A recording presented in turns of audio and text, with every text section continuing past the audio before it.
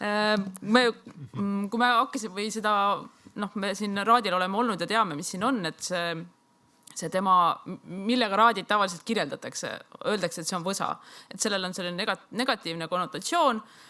Üleüldse võsal kui sellisel on negatiivne nagu maik juures.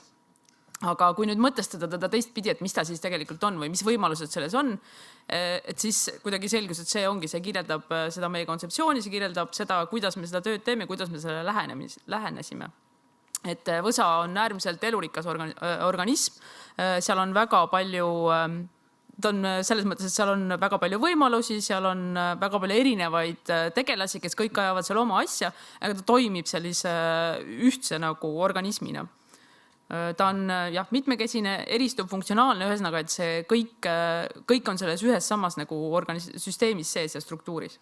Ja isegi julgesime öelda, et siin kinnisvaraarendajale vist, et juba 20 aasta pärast on võsa ikka siuke äge sõna, mis pannakse juba kinnisvarakuulutustele ja müüakse kuidagi ja et see ühiskonna trendid kippuvad nagu sinnapoole minema, et võsa läheb järjest popimaks. Jah, et meie grupis oli 2 maaomanikku, üks neist suurmaaomanik, kes ilmselt läks täiesti valgustunult ära.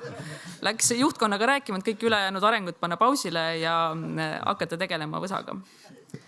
Ja ka see senine areng tegelikult on ju olemuslikult võsa, et sinna järjest tekib juurde neid erinevaid elemente, mitte nii väga ju korrastatult, ehkki ta neljakandilisena on lahti joonistatud ja see heas kui halvas võsastumine võiks ju sellisel moel olla kuidagi kontrollitum, nii nagu ka Jarno eile selle mõttega välja tuli, et eks me oleme ju selle võsa pantvangis. Paneme edasi. Pärast kaarti, see on siis hakkab kõnelema. Et need meie põhipunktid või me näitame kaarte siia juurde, aga et ühesõnaga meie leidsime üsna kohe alguses, et see, mida me siia loome või mida me siin näeme või mis on võimalik tekkima, ei saa olla linnalik keskkond või linnalik tihedus Tartu mõistes ja ta ei ole ka maaelu nagu maaelu mõistes, vaid ta on hoopis mingi vahepealne väärtus ja on mõistlik seda pigem võimendada, kui hakata taotlema midagi muud või võrrelda ennast kas Tartu kesklinnaga või võrrelda ennast millegi muuga. Et see, mis siin toimub, see on täiesti võrreldamatu ja on väga tark kasutada neid kvaliteete, mis sul juba olemas on ja neid pigemini edasi arendada. Ja see tihedus saavutatakse pigem selle looduse läbi ja me oleme, vaatame siis võib-olla see kaart. Et siin on see palju point, et rohestruktuur on kõige kesksem taristu, see on meie siuke võib-olla siduv nagu mõte, et kui me taristust räägime, et see on järjest tähtsam, järjest sidusam taristu ja siin see kaart kuidagi kõneleb ehk selle siuksest mitmekesisusest ja potentsiaalist ja oota, sa ütle selle kohta midagi. Ma võin ise ka rääkida.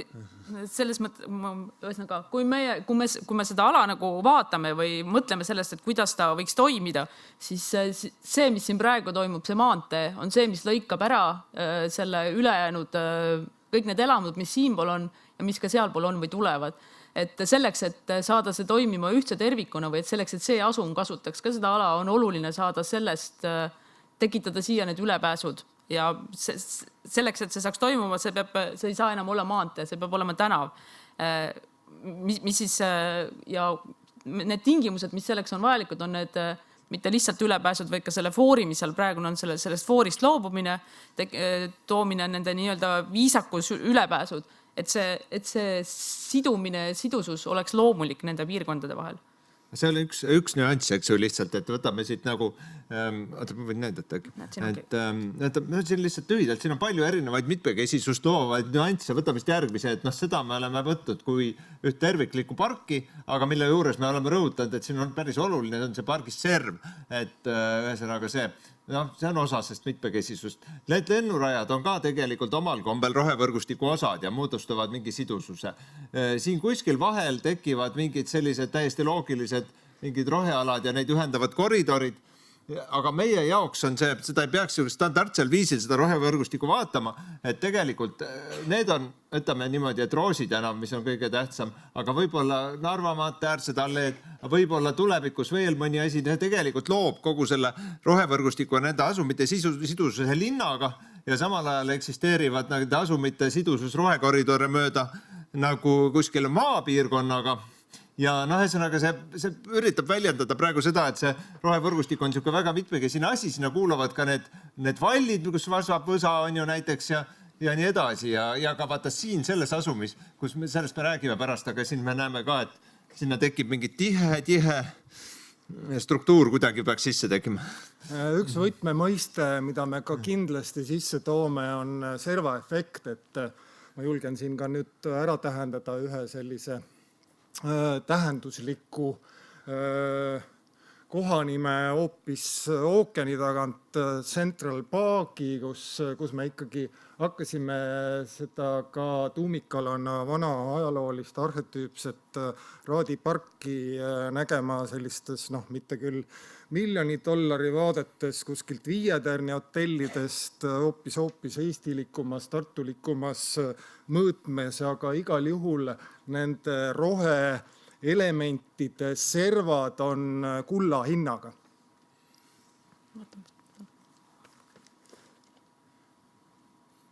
See on üks serv muide, et nagu see on tegelikult, ma tegin lihtsalt juhuslikult taksoaknast selle pildi, see on selle asumi, kust edasi peaks tulema see asum, mida me tegelikult ei taha, on ju seal, selles võsas vist ongi see. Aga et see on tegelikult üks serv, üks lõpp, mis on küllaltki viisakalt vormistatud. Mina leebusin selle arenduse osas, ta on natuke Permile lähedale, aga võrdlemisi hästi tehtud, et siin on tegelikult isegi need parkimiskohad nagu ruumi ära pandud ja me isegi jõudsime selleni, et tegelikult siin ei ole vaja neid maa-aluseid parkleid, just asju, et siin, kui hästi teha, siis on võimalik need parkimiskohad nagu ruumi ära paigutada niimoodi, et nad isegi ei häiri ja nad on piisavalt ajutatud ja õredalt ja neid võiks olla muidugi mitte liiga palju, et võiks olla võib-olla üks koht korterile, aga siin me vaatasime, et on okei, aga oluline on see, et need kodud, mis siin on, need on tegelikult selle võsaga kontaktis, et nagu kodu, see on see väärtus, mis siin on, et kui sa elad siin, siis sa tegelikult, sul on alati see loodus siin samas ja see ei ole nagu selles kvaliteedis, mis on nagu tihedas linnas, siin see erisus on tähtis, et see on sul see parkimismaailm ja kodu ja see võsa saavad omavahel kokku ja igal pool on ju.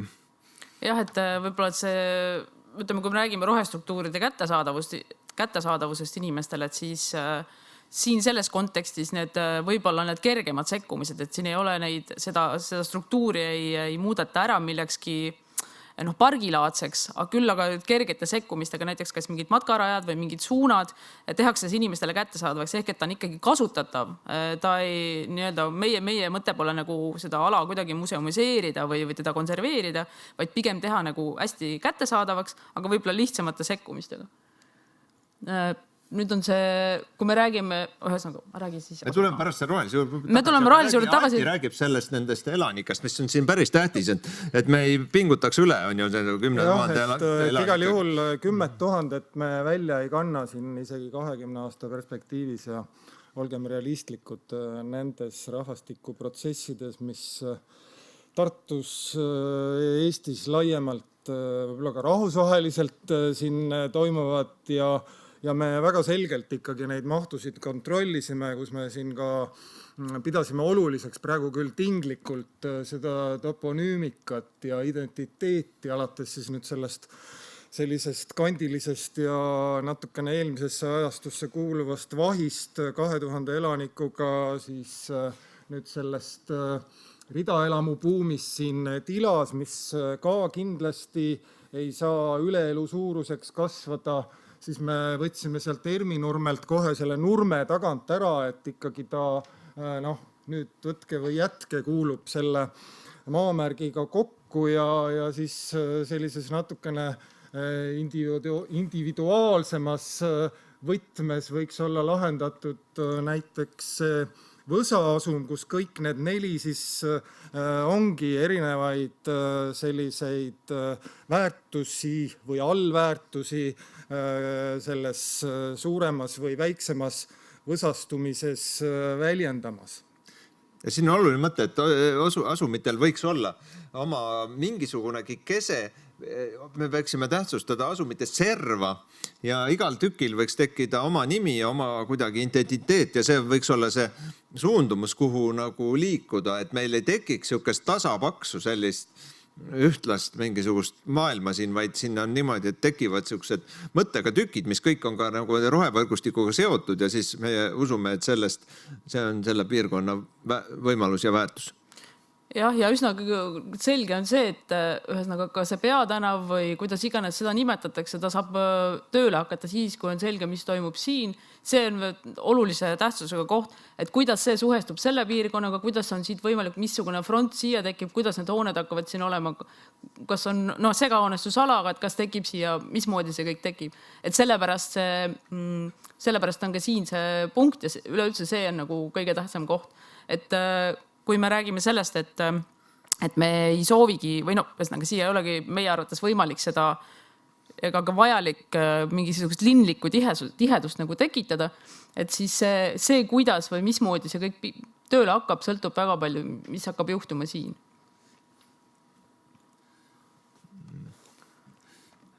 Siin on niisugune lühike mõte, aga tähendab põhimõtteliselt me kaardistasime tegelikult seal selle uue lennuraja otsas, sarnaselt nagu on ERM vana lennuraja otsas, siiski sellise olulise punkti, millel on mingi oluline tähendus, me ei teagi, mis see õieti veel on, aga seda peaks kuidagi teadvustama, et sinna võiks tekkida mingisugune samavõrd siduv või siuke maamärgiline asi miski, mis on umbes nagu see ERM, aga mis on midagi hoopis muud, aga me tähistasime selle igatahes ära.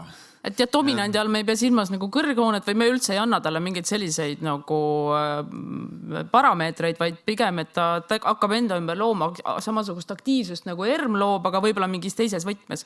Et ka jällegi selle mõttega, et aktiveerida seda piirkonda. Ja siin on tegelikult oli nii, et selle koha, seal on üks maatükk, mis ta nimi oligi, aga et omanik... Mõisanurme maatükk, et seal omanik oli meil töögrupis ja igatahes me saime kõik aru, ta on hea maatüki omandanud, aga siiski, kuna meil tekkisid juba siuksed jutud, kus omanik hakkas rääkima nagu meil ehitusõigusest ja kuidas, kui palju ja nii edasi, siis me pidime kõvasti tuure maha võtma ja ütlema, et esialgu on 0, ei ole mitte midagi. Et selline maatükk, see on nii hea maatükk, et selle omanik olemine, see tähendab esmalt kohustusi, palju vaeva, vastutust selle asja tuleviku eest ja esialgu kulusid, aga kui seda nüüd hoolega teha ja see korralikult visioneerida, siis selline tükk võib tähendada ka head tulu ja ehitusõigust, aga esialgu me ei tohiks sellega nüüd liialdada, muidu tuleb jälle mingi suvaline kinnisvara maailm nagu siin paljudes muudes kohtades. Jah, et seda me jõudsime selleni ka, et paneme see rohelise kaardid. Jõudsime selleni, et nendest vigadest, mis siiamaani on tehtud, tuleb õppida ükskõik kas Lõunakeskuse juures või mingite teiste taoliste keskuste juures või ka parkimis- või magalarajoonid, et sellest saab õppida, siin saab kõike paremini teha. Aga et kordame siis see üle, et see põhistruktuur, mida tuleb aluseks võtta, mis on siis kõige esimene asi, mille peale mõelda ükskõik mille tegemisel on see rohestruktuur, see olemasolev loodus, mis seal on ja inimene selle sees, et selle elurikkuse all me peame silmas ka ikkagi inimest ja seda, kuidas tema selle keskkonnaga seal koos töötab. Ja võt selle hea tükk. Okei. No peale see tihe säbru, see tähendab nagu ka mingit tihedat tänavavõrgustikku võib olla, aga... Ja selline peen võrgustik, et... Aga meil oli see lõpuslaid. Lõpuslaid jällegi ilmestab seda... See oli meil lihtsalt, mis võib-olla räägib meist asjadest, mis me siin rääkisime, aga okei, meil on vist öeldud. Jah. Super. Te tegelikult otsustasite, et uusraadi ei tule. Tulevad vaiksed asumid ja võib-olla on see ka õige. Väga värskendab mõte. Viimane on Oliver, aga siis hakkame arutama.